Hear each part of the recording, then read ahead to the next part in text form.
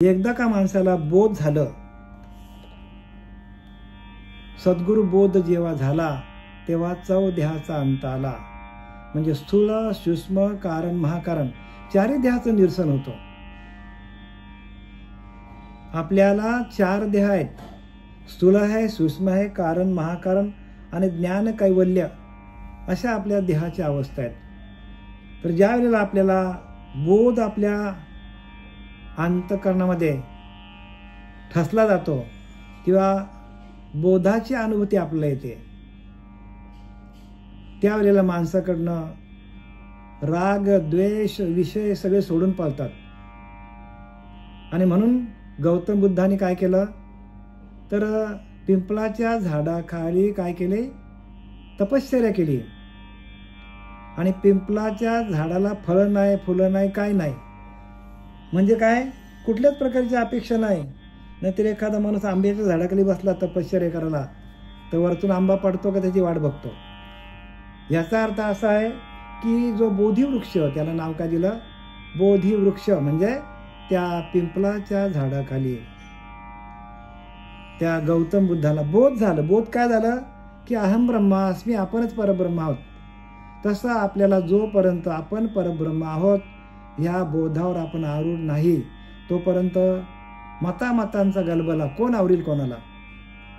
शास्त्रांची भांडणं आहेत, मतामतांचा गलबला आहे. का असं होतं तर ज्या शिष्याला, ज्या साधकाला, ज्या माणसाला, ज्या भक्ताला अंतःकरणामध्ये त्या महावाक्याचा बोध जोपर्यंत प्रकाशित होत नाही तोपर्यंत अनेक प्रकारची मताने चालतात. एवढी इथपर्यंत मतं चालतात माणसाची की त्या गुरुला पण बदनाम करायला मागे पुढे बघत नाही लोक. का तर त्यांना तशी अनुभूती येत नाही, अजिबात अनुभूती येत नाही माणसाला. जो एकदा का अनुभूती आली का माणूस जागच्या जागेवर थांबतो, काहीच बोलत नाही. आणि ते ज्ञान कसं आहे, अनिर्वचनीय, म्हणजे अनिर्वाच्य ज्ञान आहे. खरं सांगायचं तर वाचने सांगणं हे ज्ञानच नाही. एकदा का आपण स्वरूपाशी एकरूप झालो, त्या बोधावरती आपण आरूढ झालो की सांगायलाच काही उरत नाही. मग सांगणं कशासाठी तर आपणासारखे करीती तात्काळ, आपल्यासारखे इतर साधक श्री गुरूंसारखे व्हावे म्हणून श्री गुरूंची सातत्याने काय असते, धावपळ असते. पण त्यांना बोलायची गरज नाही. पण बोलायचं कोणासाठी तर जगाच्या कल्याणा, संतांच्या विभूती, आत्मकल्याणासाठी ते बोलत असतात. खरं हे ज्ञान अनिर्वाच्य बरं का, हे कोणाला वाचने सांगता येण्यासारखं नाही. तर अनुभूती, प्रत्यक्ष अनुभूती येते माणसाला. आणि एकदा का अनुभूती आली का तो साधक, तो भक्त कुणाही बरोबर वाद घालत नाही. आता आपल्याकडे वाद का होतात, याला कारण एकमेव तेच आहे की या वाद जो माणूस करतो याचा अर्थ त्याला त्या आत्मस्वरूपाचा साक्षात्कार झालेला नाही म्हणून वाद घालतो. ज्याला आत्मसाक्षात्कार झाला तो आपल्या आत्म्याशी एकरूप झाला, तो आपल्या आत्मतत्वापासून ढळत नाही, आत्मसुखापासून वंचित होत नाही. का तर एखाद्याला आपण शब्द बोललो आणि त्या शब्दातून दुसऱ्याला दुखापत होईल म्हणून तो वाचेने काहीही बोलत नाही. म्हणून इथं तेच दाखवले संतांचं असं का झालं की त्यांना माहिती आहे की प्रत्येक समोरच्या आपला छेड काढणारा, आपला समोरचा माणूस आपला द्वेष करणारा, त्याच्यामध्ये पण तो परमात्मा आहे असा भाव तयार होतो. आणि म्हणून संत कोणाबरोबरही वाद घालत नाही. आणि ज्या वेळेला साधक, तो भक्त, तो सिद्ध पुरुष ज्या वेळेला कोणाबरोबर वाद घालत नाही तेव्हा समजायचं की त्याला आत्मसुखाची गोडी लागलेली आहे. आत्मसुखापासून जो आत्मसुखामध्ये रममान झालेला आहे तो कोणाचा द्वेष करत नाही. का? मी तुम्हाला सांगितलं की एकदा का आत्मसुखामध्ये रममान झाल्यानंतर ते सुख आपण कशाला मोडायचं? की ज्या सुखातून ज्या आपल्या आत्मसुखापासून आपण परावृत्त होतो आणि म्हणून कोणाशी वाद घालत नाही साधू. आणि म्हणून साधू दिसते निराळे, ते स्वरूपी मिळाले, स्वरूपाशी एकरूप झालेले असतात.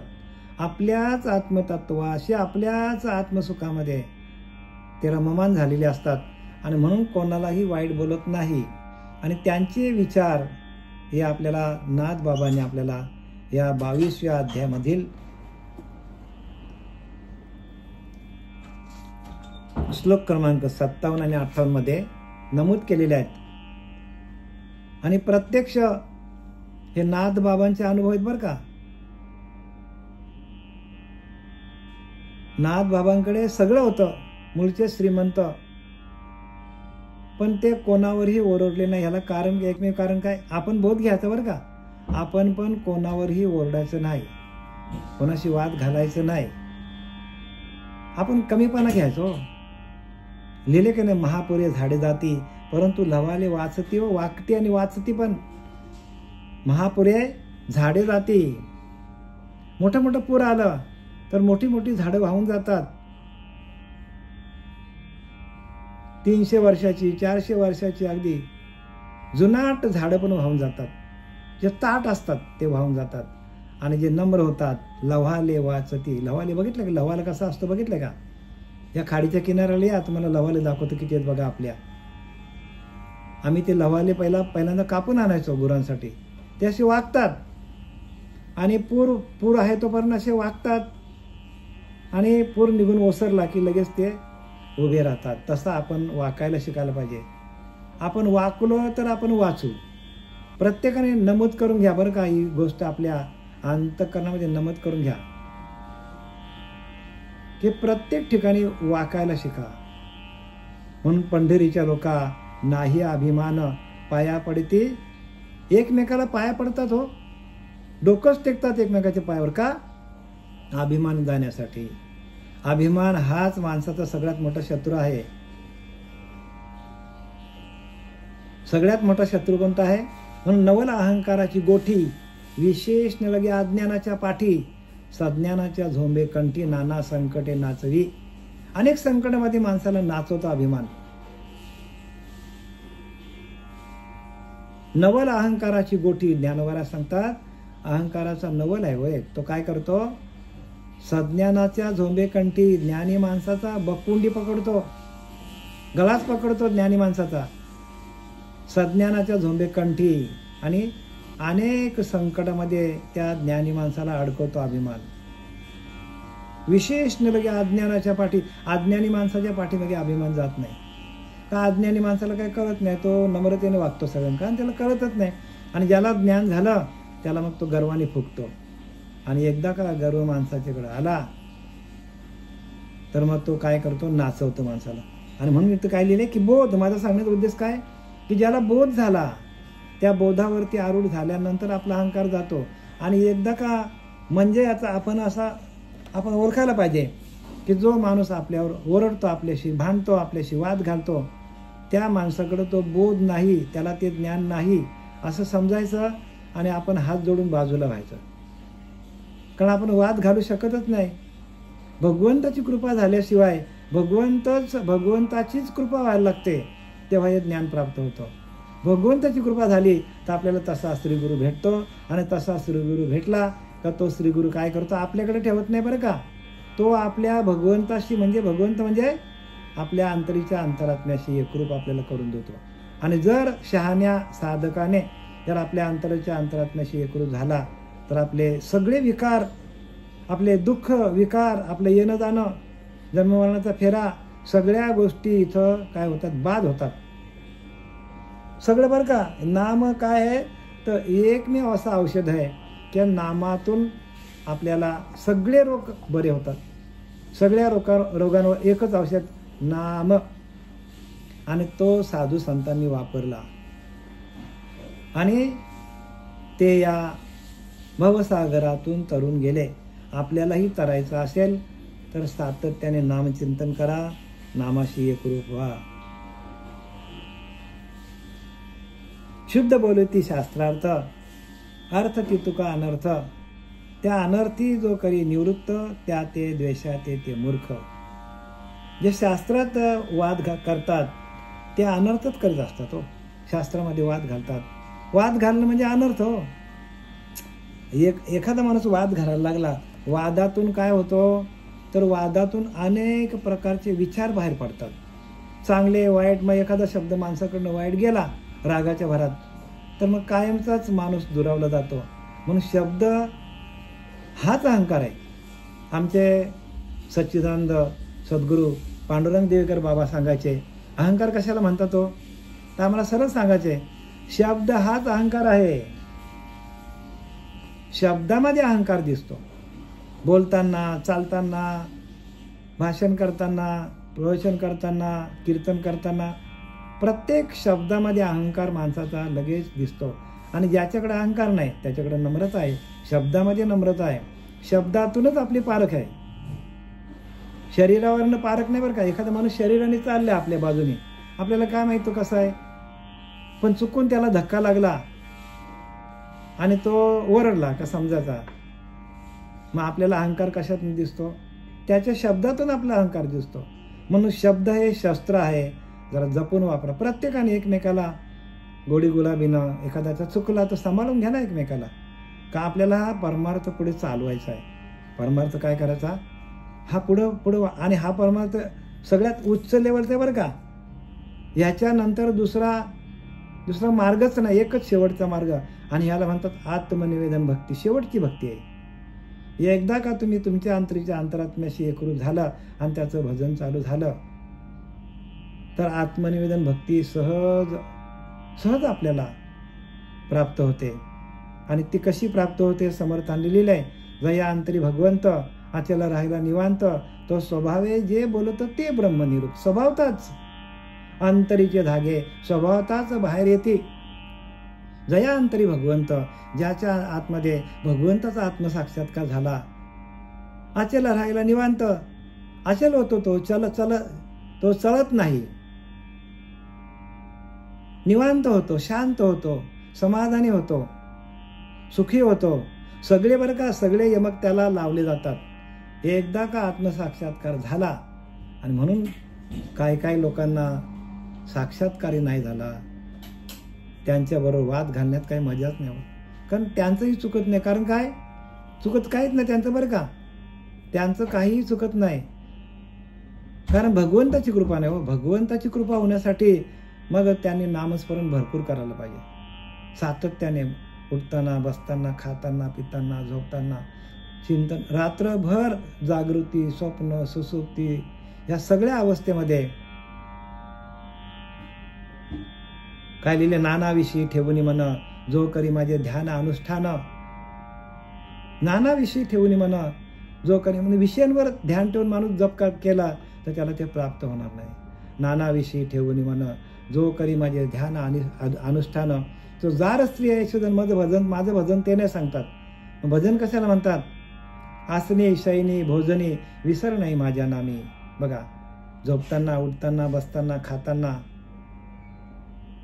जो अखंड माझं चिंतन करतो, अखंड माझं नामस्मरण करतो आणि त्या नामस्मरणातून आपल्याला आत्मबोध होतो. स्वतःच्या आत्म्याचा बोध होतो की आपणच परब्रह्म आहोत, अहम ब्रह्मास्मी हा बोध होतो आपल्याला. वासुदेव तत्वता, ते तत्व मी आहे.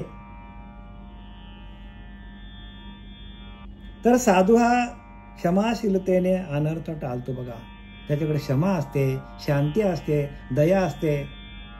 दया, क्षमा, शांती, तेथे देवाची वस्ती. बघा, साधूच्या अंतःकरणामध्ये भगवंत येतो. म्हणून दया, क्षमा, शांती, दया पण पाहिजे साधूकडे, क्षमा पण पाहिजे, तर आणि शांती पण पाहिजे. तेथे देवाची वस्ती. मग देवाची वस्तू कुठे आहे? देवाची वस्तू साधूच्या अंतःकरणामध्ये आहे. इथं स्पष्ट सांगतात, दया, क्षमा, शांती. ज्यांच्याकडे दया आहे, ज्यांच्याकडे क्षमा आहे, जिथे शांती आहे, तिथे भगवंत आहे. भगवंत कुठे लांब शोधत आता? भगवंताला लांब शोधायला कुठे जाता तुम्ही?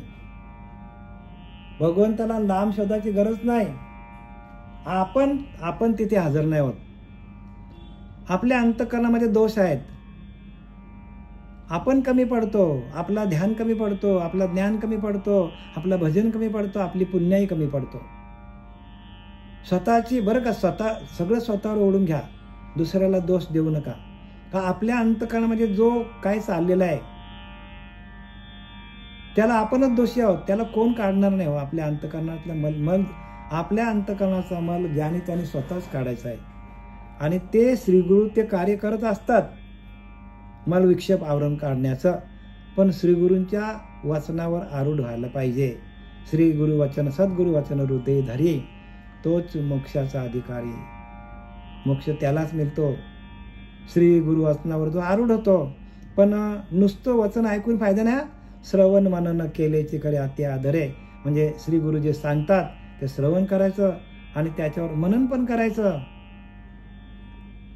नाही तर नळी फुंकली सोनारे आणि इकडून तिकडून गेले वारे, असं नाही व्हायला पाहिजे. आतमध्ये जायला पाहिजे, परेमध्ये जायला पाहिजे. प्रत्येक श्रीगुरूंचा शब्द परेमध्ये जायला पाहिजे. आणि परेमध्ये गेल्यानंतर ते शब्द काय करतो तर परा धुवून काढतो. आणि एकदा का परा स्वच्छ झाली, तर परेतूनच सगळे स्वर बाहेर पडतात. आता आम्ही जे काय बोलतो, तुम्ही जे काय ऐकता, ह्याला सगळ्याला एकमेव कारणीभूत काय आहे तर ती परा आहे, परा. आणि ती परा धुण्याचं काम साधू करतात. बाकी ठिकाणी साधू नाही करत बरं का.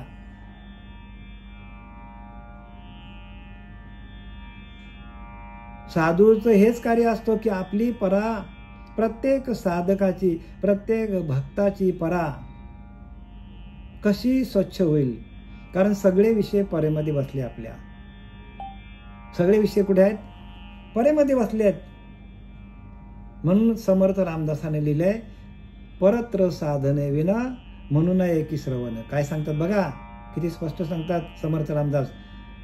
परत्र साधने विना म्हणून एकी श्रवण. काय परा स्वच्छ होत नाही तोपर्यंत श्रवण केलेलं फुकट जाईल सांगतात. परत्र म्हणजे परा, परेच्या पलीकडं. परेहून परते घर ते राहून निरंतर असलं पाहिजे. निरंतर भजन केलं तरच आपल्याला हे ज्ञान मिळेल. परत्र साधने विना म्हणून आहे की श्रवण. परा जोपर्यंत स्वच्छ होत नाही तोपर्यंत केलेले श्रवण सगळं फुकट जाईल. म्हणून परेच्या ठिकाणी आपण दबा धरून राहिलं पाहिजे. आपल्याला दिलेला जो नाम आहे त्या नामाचं चिंतन अखंड चाललं पाहिजे, तरच आम्ही काय बोलतो हे कळेल. जर चिंतन नसेल तर मग हे आम्ही काय बोलतो हे कळणार नाही. कारण आपल्या परेमध्ये बसलेले विषय आहेत ते आपल्याला श्रवण बाजूला फेकून देतात. काहीच फायदा होणार नाही. म्हणून अनुग्रहाच्या माध्यमातून सगळ्या क्रिया घडतात. आणि म्हणून समर्थ रामदासांनी सोलीव सुख हे पहिल्यांदा टाकलंय. रामदास स्वामींनी सोलीव सुख आहे त्याच्यामध्ये. आणि त्या सोलीव सुखाच्या 50 ओव्या आहेत. त्या 50 ओव्या जशाच्या तशा आपल्याला प्राप्त व्हायला पाहिजे. जर त्या सोलीव सुखाच्या ओव्यांप्रमाणे आपल्याला अनुभव आलं तर आज फेटले माझे कोडे, आपलं सगळं कोडं फेटून जाईल. पण आपण कोड्यात का आहोत? कारण जे मूळ आहे सोलीव सुख समर्थांकडे तेच आपण वाचत नाही. ते सोलीव सुख वाचा 50 ओव्यांचं आहे. आणि त्याच्याप्रमाणे अनुभूती आली का दासबोध तुम्हाला कळायला लागेल. आणि ते सोलीव सुख जर आपल्याकडे नसेल, जर ते कळत नसेल, आणि ते कशाने कळतं? अनुग्रहाच्या माध्यमातून, प्रबोधाच्या चिंतनातून कळतं आपल्याला. आणि ते एकदा कळालं का आपल्याला ज्ञान आलं. आणि ते आपल्याला आपल्या नजरेत नसेल तर आपल्याला दासबोध वाचून काही फायदा होणार नाही. जसं आपण ठाईचं वैशुनी करा एकचित्त, एका जागेवर एकाग्रचित्त होऊन आपण जर ध्यान करत नसेल किंवा एकांती उगेच बैसावे, त्याने समजून घ्यावे, अखंड ध्यावे, सांडावे प्रभंजनाशी, ही प्रक्रिया आपण करत नसेल तर दासबोध आपल्याला कळणार नाही. कुठलाच ग्रंथ कळणार नाही. जोपर्यंत आपण आपल्याच आत्म्याशी आपली परा स्वच्छ करून, त्या विषयांना बाजूला करून, त्या त्रिगुणांना बाजूला करून, त्या अहंकाराला बाजूला करून आपल्याच परेमध्ये असलेलं ते नाम स्वयंभू जोपर्यंत चालत नाही स्वयंभू बरं का, आपोआप चालतं. ओठ नाले, कंठ नाले, जिव्हा ना स्मरे राम, हमारा राम करे हम जब हम बैठे आराम. कबीरदास काय म्हणतात? कबीरदास स्वतःचा अनुभव सांगतात. ओठ नाले बघा, ओठ पण हालत नाही म्हणतो नाम जपताना. कंठ नाले, कंठ पण हालत नाही. जिव्हा न रटे राम, बघा माझी जीभ पण राम जपत नाही. हमारा राम जप करे हम बैठे आराम. कबीरदास सांगतात रामच माझा जप करतो, मी रामाचा जप करत नाही. ह्या प्रक्रियेला ज्ञान म्हणतात महाराज. आणि तसं तुका म्हणे अंगी व्हावे ते आपण. तुकाराम महाराज सांगतो की तुम्हाला हे ज्ञान कळायचं असेल तर संतांसारखं व्हावं लागेल. तुका म्हणे अंगी व्हावे ते आपण, तरीच महिमान कळू येईल, तरीच आपल्याला ग्रंथांचा अर्थ कळेल. संत होऊन संतांचं आपल्याला ज्ञान मिळतो. आपण असंत आहोत, संतांच्या मार्गावर चालत तर नाही आपण, पण आपण संत पण नाही होत. मग आपल्याला संत व्हायचं असेल काय करावं लागेल? तर संतांनी दिलेल्या मार्गावर चालायला लागेल आपल्याला. संतांच्या मार्गावर कोणी येतच नाही महाराज, कारण सगळ्यांना खाऊन पिऊन परमार्थ पाहिजे. तसं होत नाही ना, कारण आपलं अंतःकरण मलिन, मळ विक्षेप आवरण नाही आपल्याकडे. तो कोण काढेल? तुम्हाला स्वतःलाच काढावं लागतील. आणि त्यासाठी आपल्याला ज्ञानोबारांनी ज्ञानदेव म्हणे हरिनामाचे शस्त्र जेणे यमकुल गोत्र वर्जिले. काय सांगतात ज्ञानोबा हरिपाठामध्ये? ज्ञानदेव म्हणे हरिनामाचे शस्त्र आहे. तो शस्त्र तुमच्या हातात आला तर विषय तुम्हाला पळून जातील, कुठल्या कुठे पळून जातील तुमच्याकडे. पण हरिनामाचं शस्त्रच नसेल ज्याच्याकडं, त्याच्याकडं किती पण आपण विषयांचं ऐकलं तर विषय काय पिंडातनं जात नाही माणसाच्या. अंतकाली आपल्याला त्रास देणार ते. तुम्हाला लढाईला जायचं असेल तर तुमच्या हातात तलवार नसेल, पिस्तूल नसेल. पूर्वी लढाईमध्ये भाले वापरायचे बघा. जे काय रणांगणात लढण्याचा सामान आहे आणि ते अस्त्रशस्त्र आहे ते तुमच्याकडे नसतील आणि तुम्ही नुसतेच रणांगणात गेले तर घात होईल का ना मला सांगा? तसं आपण ह्या विषयरूपी या देहामध्ये असलेलं ते शत्रू आहेत आपले. काम, क्रोध, लोभ, मद, मत्सर, दंभ, संशय, चिंता, इच्छा, आकांक्षा, कामना, भावना, असूया, रजोगुण, तमगुण, सत्वगुण, अहंकार हे सगळे शत्रू आहेत आपल्याकडे. आणि त्या शत्रूला परास्त करणारा शस्त्र आपल्याकडे पाहिजे. आणि तो शस्त्र काय आहे? तर नाम हे शस्त्र आहे.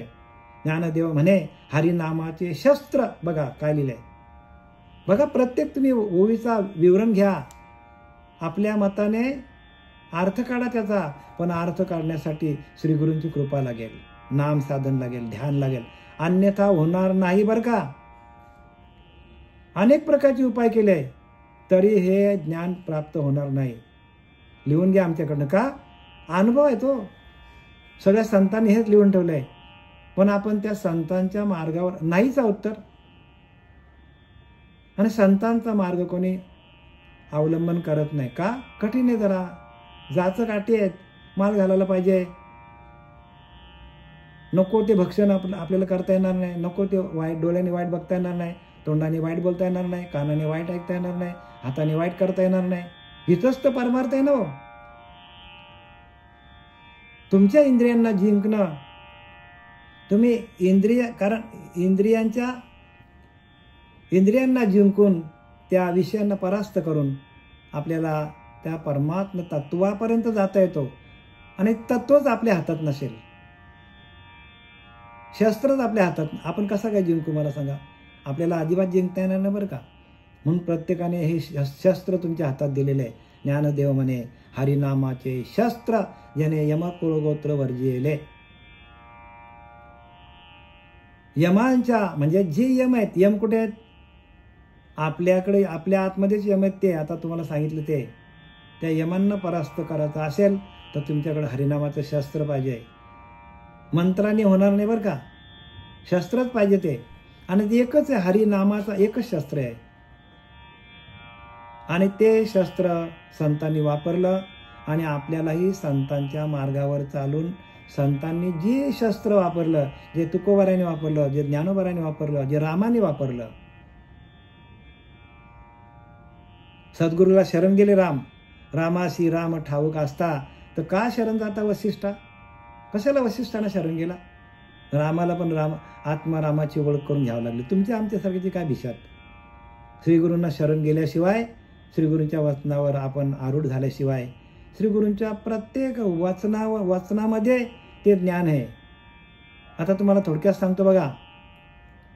मला सांगा, विवेकानंद स्वामी ज्यावेळेला त्यांनी डिग्री घेतली, पदवीधर झाला आणि शरण कोणाला गेला? 5वी शिकलेला रामकृष्ण परमहंस. आता मला सांगा, 5वी शिकलेल्या माणसाकडे ज्ञान असेल का? ज्याने BA पदवी घेतली त्याच्याकडे ज्ञान असेल? पण ते शरण गेला.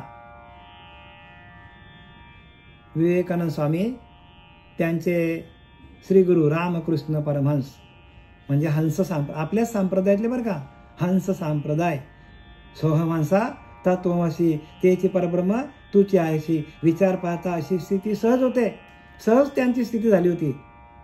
कोणाची? रामकृष्ण परमहंसाची. आणि त्या पंथातल्या त्या रामकृष्ण परमहंसाला शरण गेले. त्यांनी डोक्यावर हात ठेवल्या ठेवल्या ते ज्ञान प्रगट झालं बघा. आणि आपल्याकडे एकमेव तत्ववेत्ता झाला. मग तो डिग्री मुला झाला की रामकृष्ण परमहंसांनी डोक्यावर हात ठेवल्यामुळे झाला? हात ठेवला मस्तकी आणि प्रसाद देऊन केला सुखी. एवढं ज्ञान आहे याच्यामध्ये. पण हे ज्ञान लक्षात येण्यासाठी श्री गुरुच्या प्रत्येक वचनाला आपण जागृत असलं पाहिजे. वचनामध्ये ताकद आहे. श्री गुरूंच्या प्रत्येक शब्दामध्ये शक्ती आहे. ती सद्गुरु जो संसारी त्याची आज्ञा मी वाहेश्री, तो जयावरी कृपा करी त्याशी उद्धरी तात्काळ. बघा नाथबाबा सांगतात, सद्गुरु जो संसारी, संसारामध्ये आलाय, सगळं त्याला संसार आहे, बायका आहेत, मुलं. तुकोबाऱ्याला बायका नव्हत्या का? मुलं होती, सगळा होता. त्यांची आज्ञा मी वाहेश्री म्हणजे श्री गुरु संसारातच असतात, पण त्यांची भक्ती एवढी असते, ते त्या परमतत्वाशी एवढे एकरूप झालेले असतात. भजनामध्ये एवढे भजनानंदामध्ये गेलेले असतात. नामघोषे ढवळलेले जग, संपूर्ण जग ढवलून काढतात. एवढं त्यांचा नामघोष असतो. श्री गुरु जो संसारी त्याची आज्ञा मी वाहेश्री. बघा भगवंत सांगतो उद्धवाला, अरे संसारामध्ये राहून जो श्रीगुरु करता ना तुम्ही, त्या श्रीगुरु जो संसारी संसारामध्ये आहे त्याची आज्ञा मी वाहेश्री. बघा त्या श्रीगुरूने जी काय शिष्याला आज्ञा केलेली असते आणि त्या आज्ञेप्रमाणे भगवंताला कार्य करावं लागतं. त्याची आज्ञा मी वाहेश्री. तू जयावरी कृपा करी. श्री गुरु जयावर कृपा करतील. भगवंताला उद्धार करून घ्यावा लागतो. म्हणजे श्रीगुरूच्या वचनाला, शब्दाला बघा किती किंमत आहे. श्री सद्गुरु जो संसारी त्याची आज्ञा मी वाहेश्री, तो जयावरी कृपा करी त्याशी उद्धरी मी तात्काळ. अरे उद्धवा, त्याचा काय करतो? त्याचा उद्धार मी तात्काळ करतो, असं भगवंताने ह्याच एकनाथी भागवतामध्ये कृष्ण परमात्म्याने उद्धवाला सांगितलंय.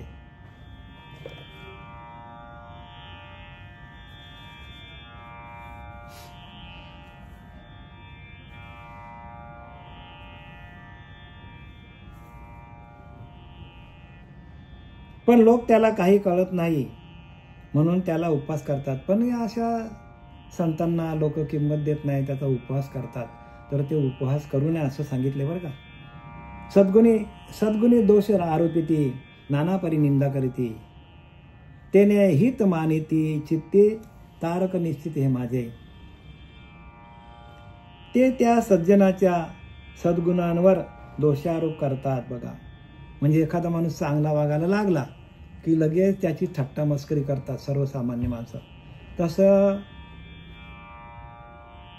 श्रीगुरूंचं, संतांचं ह्या जगामध्ये छल होतो. आणि तो छल कोणाकडनं होतं? अज्ञानी लोकांकडनं होतं. ज्ञानी माणसाकडनं छल होत नाही बरं का. मला सांगा, येशू ख्रिस्ताला काय केलं लोकांनी? शेवटीला त्याला खिले ठोकले. त्याचे विचार करा. म्हणजे जनता किती अज्ञान आहे लोकांकडे. पण तो बोलला की हे देवा, हे लोक काय करतात ह्यांनाच कळत, यांना माफ कर. म्हणजे किती किती परंपरा असेल संतांची बघा, किती सहनशक्ती असेल. आपण जरा त्याचा विचार करा. एवढी सहनशक्ती आपल्याकडे असली तरच आपल्याला जन्ममरणाचा फेरा चुकवता येईल बरं का. नुसती पूजा अर्चा करून जमणार नाही आपल्याला. इथपर्यंत आपल्याला हे शास्त्र आपल्यासाठी आहेत, तुम्हाला आम्हाला सावध करण्यासाठी शास्त्र आहेत. तर प्रत्येकाने सावध व्हा. जर आपण बेसावध राहिलो, आपला हा मनुष्य देह मिळालेला आहे आणि हा जर आपल्या हातातून गेला तर मग परत नरदेह नाही. आणि म्हणून शास्त्र वाचा, त्याच्यावर विवरण करा, मनन करा, श्रीगुरूंच्या मुखातून ऐका. नाना प्रकारची निंदा करतात तरीही ते त्यात आपले हित मानतो बघा. निंदेमध्ये हित मानतात बघा. किती त्यांच्याकडे किती मोठेपणा असेल मनाचा. निंदेमध्ये हित मानतात ते. जो निंदा करतो त्याचे पाय पकडायला जातात बघा. तुकोबाराला कशाने काट्याने मारलं, पण शेवटला ज्यांनी मारलं त्याचे पाय पकडायला गेले. म्हणजे विचार करायच्या गोष्टी येतो. नाथबाबांच्या अंगावर तो एक यवन थुंकला 100 वेळा, त्याचे पाय धरले त्याने. म्हणजे किती नम्रता असली पाहिजे.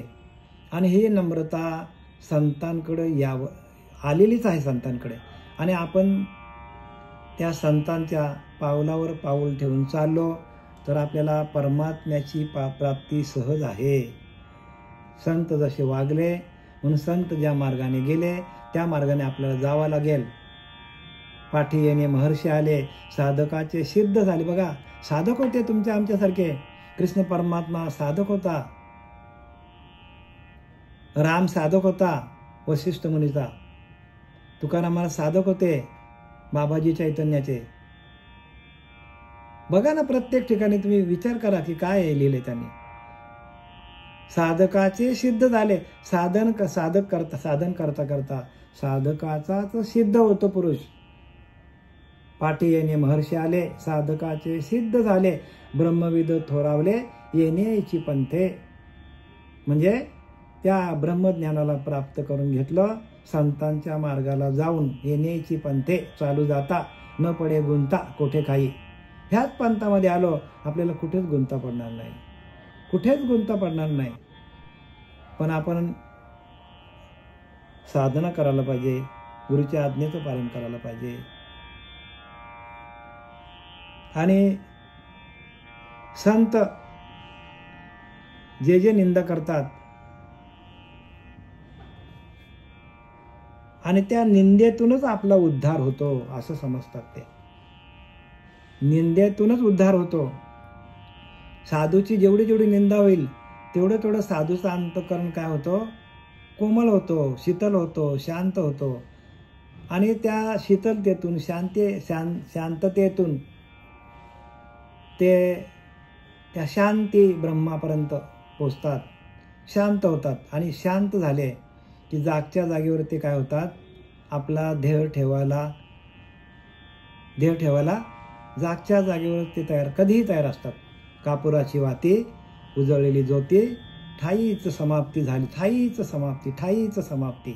जागच्या जागेवरच आपल्याला ते संत काय करतात, आपला देह ठेवतात.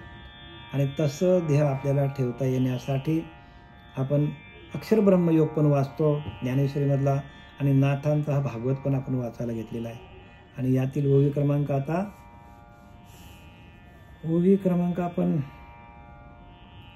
81 पर्यंत आलेले आहे. आता मातेचे जे करतळ ते वरी क्षाळी ती बाह्य मळ, हे जनक माझे केवल सभाय मळ सकळ जीवाग्रे धुती. मातेचे ते करतळ म्हणजे आईचे हात आहेत. त्या हाताने काय होतो, मातेने आपल्याला धुतला तर वरवरचा मळ माणसाचा जातो. काय करतो, वरवरचा मळ जातो. म्हणजे बाहेरून स्वच्छ करतो आपल्याला आई, पण हे माझे पापही धुवून काढीत आहेत. पण संत आपल्याला आतून बाहेरून शुद्ध करतात. म्हणजे जे काय अनेक जन्माचं पाप आहे ते पण काय करतात, धुवून काढतात आपलं. म्हणजे एवढी त्या संतांकडे एवढी ताकद आहे. म्हणून संतांच्या वचनावर आपण आरूढ व्हायला पाहिजे. संत वचन हृदय धरी तोची मोक्षाचा अधिकारी. संतांच्या वचनामध्ये बरं का ताकद आहे. शक्ती कशामध्ये आहे, प्रत्येक संताच्या ह्या शब्दामध्ये किंमत आहे. आणि ते शब्द कशातून बाहेर पडले तर विवेकातून बाहेर पडले, वैराग्यातून बाहेर पडलेले शब्द आहेत, विवेकातून बाहेर. आणि विवेक आणि वैराग्यच आपल्याला भगवंतापर्यंत पोचवण्याचं काम करतो. विवेक आणि वैराग्य हे दोन गोष्टी अशा आहेत, हे आपले काय आहेत, ते आपली सामुग्री आहे. या भक्ती मार्गामध्ये वैराग्य ही आपली सामुग्री आहे, त्याग ही सामुग्री आहे. जेवढं जेवढं आपण त्याग करू तेवढं तेवढं ते ज्ञान आपल्याला शोधत येईल. जेवढं जेवढं आपल्याकडे विवेक प्रगट होईल तेवढं तेवढं आपण ज्ञानी होत जाऊ. सामुग्री आपली ही, आपण ही सामुग्री कोणाच्या लक्षात येत नाही. लोकांना वैराग्य नकोच आहे आणि विवेक पण नको. नुसती भक्ती कसं होईल मला सांगा. त्यागाची भूमिकाच नाही. जर आपण त्याग केलं नाही तर आपल्याला ते ज्ञान कसं होईल सांगा तुम्ही. आता एखाद्या माणसाला डॉक्टर व्हायचं आहे तर तो संपूर्ण त्याग करतो की नाही. काय 2 वर्ष 4 वर्ष मजा मौज सगळी बंद करतो आणि त्या अभ्यासामध्ये काय करतो, तो आपलं डोकं लावतो, पूर्ण एकाग्र ताकद लावतो, आपली संपूर्ण शक्ती तिथे वापरतो आणि मग त्याला ती डिग्री मिळते. मग त्याला पुढे चांगल्या प्रकारे उत्तम प्रकारे डॉक्टर होऊन त्याला प्रपंचासाठी पैसा कमवता येतो. तसं आपण आपल्याला परमा येतं जाऊ द्या, हे लौकिकासाठी आहेत, पण आपल्याला सुटायचं इथनं. ह्या आपल्याला मृत्यू लोकातून आपल्याला सुटायचं, मग आपल्याला किती मेहनत करायला पाहिजे. पण ज्याला सुटायचं नसेल आणि ज्याला अडकायचं असेल मग ते हे ज्ञान वरच्यावरती घेतात, इकडून सोडून देतात. म्हणून मग पुढं अधोगती त्याला काय. कारण गती पाहिजे हो माणसाला. गतीशिवाय आपल्याला अधोगती नको, आपल्याला गती पाहिजे. गतीसाठी आपल्याला हे परमार्थ करायचं. सगळेच लोक भक्ती करतात, कोण भक्ती करत नाही सांगा. लिहिले की नाही ज्ञानवरा, आस्तेच्या महापुरी रिगतात कोट्यावरी परिप्राप्तीच्या पहिलं तरी विपायला निघे. एखादाच जातो की नाही, मग त्या एखाद्यामध्ये आपला नंबर असला पाहिजे. त्या एखाद्यामध्ये आपला नंबर असला पाहिजे. नाहीतर मग लोक या जन्ममरणाच्या चक्रामध्ये अडकतात आणि त्या चक्रामध्ये अडकल्यानंतर मग आपल्याला परत निघायला परत सुटका नाही बरं का. एकदा हा नरदेह गेला तर परत सुटका नाही. म्हणून ज्याने त्याने मनावर घ्या, सातत्याने आत्मचिंतन करा, वाचन करा, मनन करा, भगवंताचं नामस्मरण करा, श्री गुरूंनी दिलेल्या वाचनावर आरूढ व्हा, सगळं चांगलं होईल.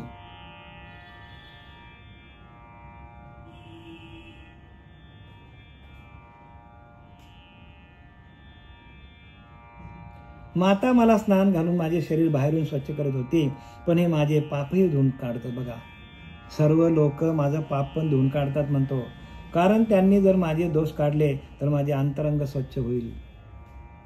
जर माझे दोष कधी आपल्याला माहीत पडतील, आपल्याला एखादा फटका बसला, एखादा मोठा रोग आपल्याला आला, एखादा मोठी दुखापत आपल्याला झाली तर आपल्याला आपले दोष कळतात. पण काही लोकांना कळत नाही. काय करणार त्याला? कारण कळत का नाही?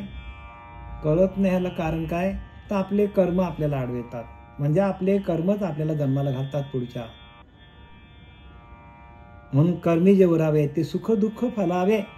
कर्माचीच फल सुख आणि दुःख आहेत.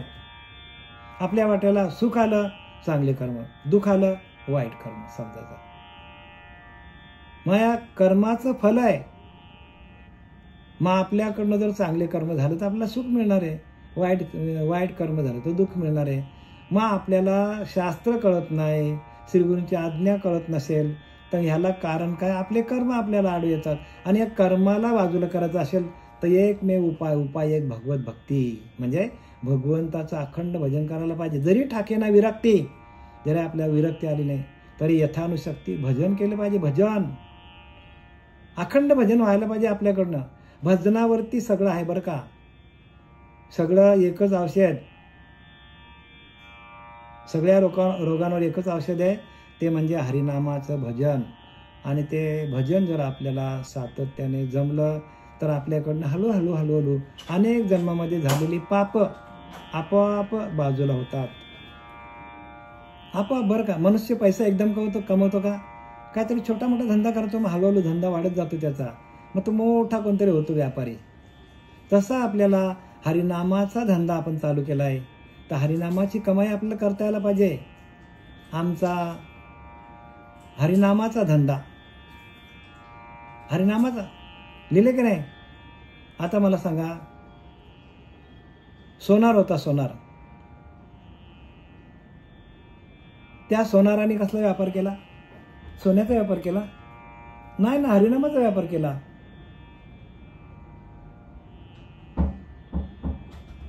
त्याच्यानंतर बघा, काही लोकांनी कांदा, मुळा, भाजी, अवघी मिठाई म्हणजे काय, कांद्याचा व्यापार केला नाही, हरिनामाचा. प्रत्येकाने हरिनामाचाच व्यापार केलेला आहे. लिहिलं की नाही, देवा तुझा मी सोनार, तुझे नामाचा व्यवहार. म्हणजे नामाचा व्यवहार केलाय. सोनार आहे जातीनं, पण नामाचा व्यवहार केला. प्रत्येक संतांनी आपला उद्योगधंदा करून भगवंताचं चिंतन अखंड केलेलं आहे. तर तुमच्याकडनं पण अखंड चिंतन विठोबाचं व्हावं आणि तुमच्याकडे विवेक, वैराग्य प्रगट व्हावं. याच्यासाठी आपण जे काय आता मी तुम्हाला निरूपण सांगितलं, हे आपले सच्चिदानंद सद्गुरू पांडुरंग देवकर बाबा, आमचे सद्गुरू पांडुरंग देवकर बाबा, सच्चिदानंद सद्गुरू श्रीपाद बाबा यांच्या कृपा आशीर्वादाने हा मला सांगण्याचा योग आला. झालेली सेवा आपण सर्व साधक यांच्या चरणी समर्पित करतो, संतांच्या चरणी समर्पित करतो.